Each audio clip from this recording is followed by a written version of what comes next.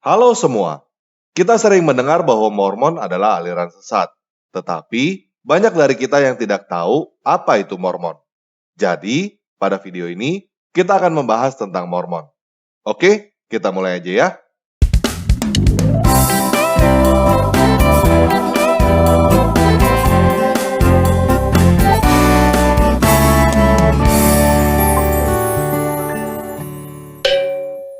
Nah, agama Yahudi mempunyai kitab suci yang disebut Tanakh, yang merupakan singkatan dari Torah, Nevi'im, dan Ketuvim.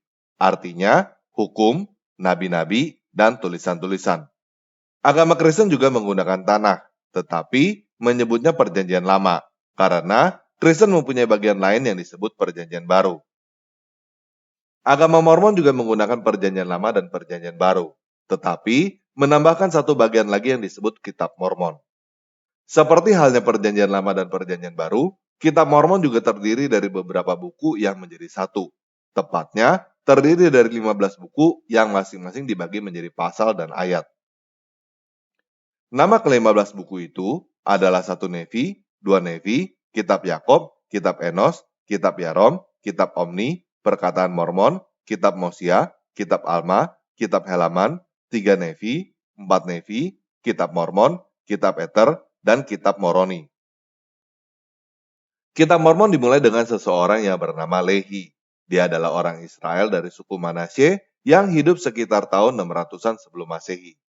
Dia mendapatkan wahyu dari Tuhan untuk pergi dari kerajaan Yehuda sebelum kerajaan itu dihancurkan oleh Babilonia. Kemudian, dia pergi bersama beberapa teman dan keluarganya, membawa plakat kuningan yang berisi silsilah keluarganya, dan tiba di Amerika. Di Amerika mereka mempunyai keturunan dan bertemu dengan kelompok lain di luar mereka. Keturunan mereka ini meneruskan pencatatan sejarah pada 2 set plakat emas, yang disebut plakat besar dan plakat kecil. Kemudian ada seseorang bernama Nuh menjadi raja yang jahat. Oleh karena itu, seorang nabi bernama Abinadai datang dan mendesak Nuh untuk bertobat. Bersamaan dengan itu dia menyampaikan pesan bahwa Yesus Kristus akan segera datang. Tetapi akhirnya Abinadai dibunuh oleh Raja Nuh. Kemudian pada tahun 34, Yesus tampil di Amerika setelah mati dan hidup kembali di Yudea. Di Amerika, Yesus memilih 12 orang murid juga seperti di Yudea. Kemudian pada akhirnya, sekitar abad ke-5, plakat catatan sejarah mereka diteruskan kepada seseorang yang bernama Mormon dan anaknya yang bernama Moroni. Setelah Moroni menulis bagian akhir plakat itu, dia menyembunyikannya pada sebuah tempat yang rahasia. Dan kisah yang ada di dalam kitab Mormon berakhir sampai di situ. Pada tahun 1800-an, Amerika adalah sebuah negara yang masih muda dan mengalami sesuatu yang disebut kebangkitan rohani.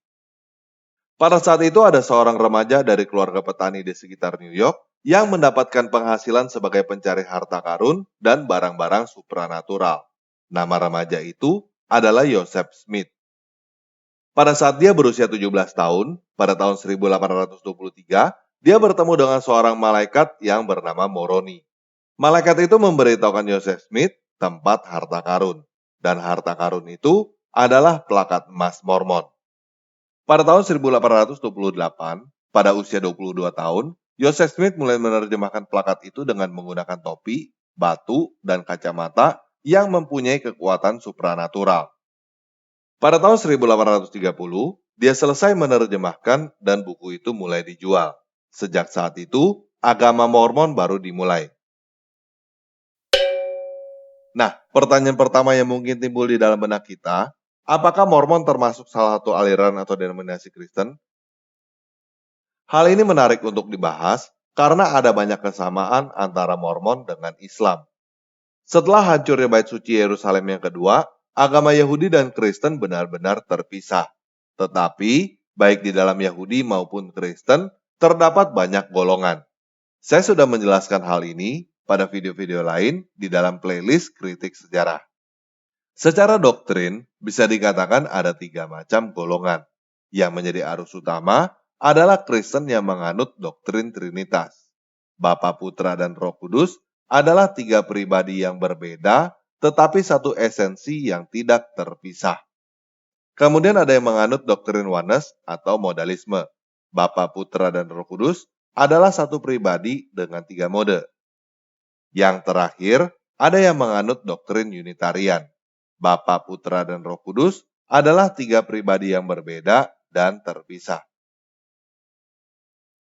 Mormon dan Islam percaya bahwa Yesus adalah Mesias atau Al-Masih atau Kristus. Hal ini cukup untuk membuat orang berkata bahwa Mormon dan Islam sebenarnya termasuk sekte Kristen. Karena Kristen artinya adalah orang yang percaya bahwa Yesus adalah Mesias. Mormon dan Islam berpendapat bahwa Yesus berbeda dan terpisah dari Bapa. Jadi, bisa dikatakan bahwa Mormon dan Islam termasuk golongan Unitarian. Perbedaannya adalah Mormon mengakui istilah Bapa dan Anak, sedangkan Islam tidak mengakui istilah Bapa dan Anak. Selain itu, Mormon berpendapat bahwa Yesus bersifat ilahi, sedangkan Islam berpendapat bahwa Yesus tidak bersifat ilahi. Mormon dan Islam sama-sama mempunyai nabi di luar Alkitab, sama-sama mengklaim dapat wahyu dari malaikat, sama-sama mempunyai buku lain di luar Alkitab, dan sama-sama menentang Kristen arus utama. Salah satu doktrin Mormon lain yang terkenal dan sama dengan Islam adalah poligami. Tetapi, perbedaan antara Mormon dengan Islam adalah Islam tidak berkata bahwa mereka adalah Kristen, sedangkan Mormon berkata bahwa mereka adalah Kristen. Jadi, apakah Mormon termasuk salah satu sekte Kristen? Jawabannya sama seperti Islam, karena di Indonesia kita lebih mengenal Islam daripada Mormon. Jika menurut kamu Islam bukan sekte Kristen, maka Mormon juga bukan sekte Kristen. Jika menurut kamu Islam termasuk sekte Kristen, maka Mormon juga termasuk sekte Kristen. Paham ya? Nah, pertanyaan selanjutnya yang mungkin timbul di benak kita, apakah masyarakat pribumi Amerika adalah keturunan Israel? Menurut penganut Mormon, iya. Mereka percaya sebagian penduduk pribumi Amerika adalah keturunan Israel. Tetapi, hal ini tidak bisa dibuktikan secara ilmiah, dan sama sekali tidak ada bukti ilmiah yang mendukung klaim ini.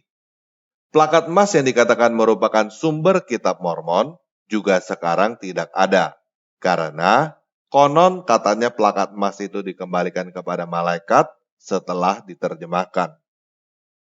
Nah, jika kita melihat dari sudut pandang sejarawan, kitab Mormon lebih menggambarkan apa yang terjadi di Amerika pada abad ke-19 ketika kitab itu ditulis, daripada apa yang terjadi sebelum abad ke-5 seperti cerita yang ada di dalam kitab itu.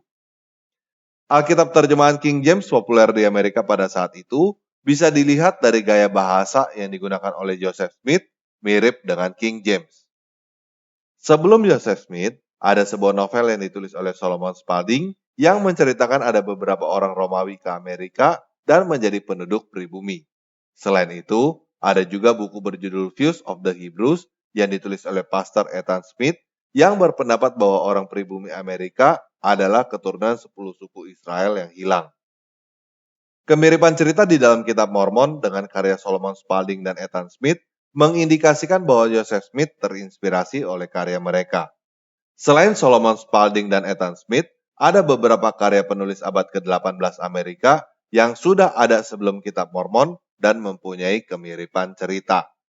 Hal ini menunjukkan bahwa orang-orang Amerika pada abad ke-19 menyukai ide bahwa penduduk pribumi Amerika adalah pendatang seperti mereka, dan menyukai ide bahwa Yesus pernah datang ke Amerika, sehingga kitab Mormon laku dan disukai oleh masyarakat. Begitu juga dengan Al-Quran di Arab pada abad ke-7. Al-Quran banyak menceritakan kisah tentang tokoh-tokoh di Alkitab, tetapi kisah itu tidak ada di Alkitab. Teman-teman yang Muslim wajib untuk beriman bahwa kisah itu beneran terjadi, karena kisah itu diwahyukan langsung oleh Allah melalui malaikat Jibril.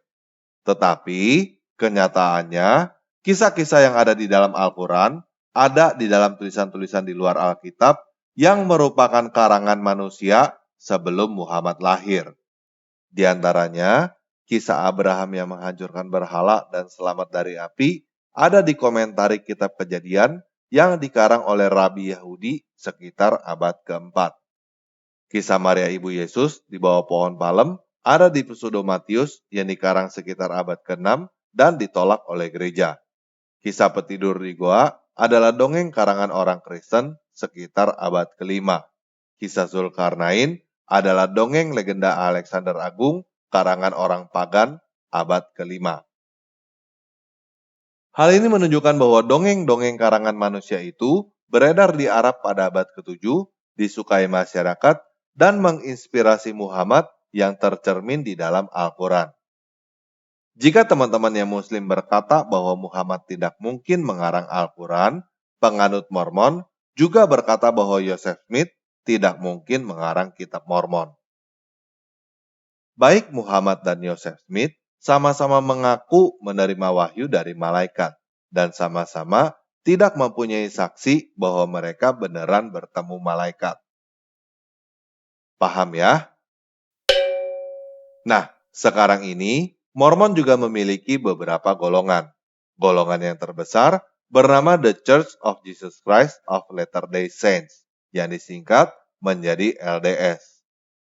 Kemudian, ada golongan lain yang besar juga bernama Community of Christ atau RLDS yang mendukung LGBT. Saat ini, Mormon adalah kelompok agama terbesar keempat di Amerika. Jadi, jika teman-teman mendengar bahwa Kristen atau gereja di Amerika mendukung poligami atau LGBT, kemungkinan yang teman-teman dengar itu adalah Mormon yang dianggap bidat sesat oleh Kristen arus utama.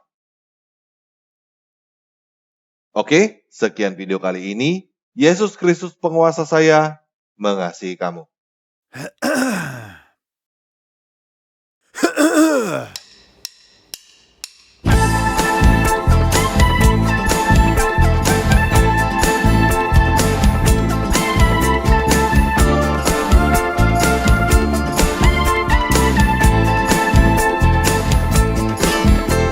دورت كتير على شيء يسعدني، حاولت الاقي حاجة تشبعني، وفضلت تايه في الدنيا هايم، قلبي لسه عطشان. سمعت واحد بيناديني، قال تعال امسك بايدي، انا عارفك ده انا خلقك، انا حاسس بيك، وجيت عشانك يا حبيب، مت بدالك على الصليب، وهبتك حياة واديتك نجاة، كل ذنوبك مغفورة لك، وشفت ايده ممدودة ليا بلمسة شافية، فتح عينيا نور طريقي، غير حياتي، انا اللي كنت بعيد.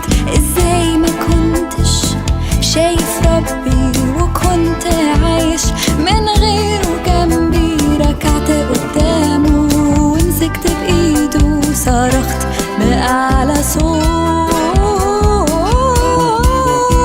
حياتي تبقى ليك اليوم، تشهد عن يسوع وتقول هو ده الطريق، وهو المليك، هو ده إلهي الأبدي.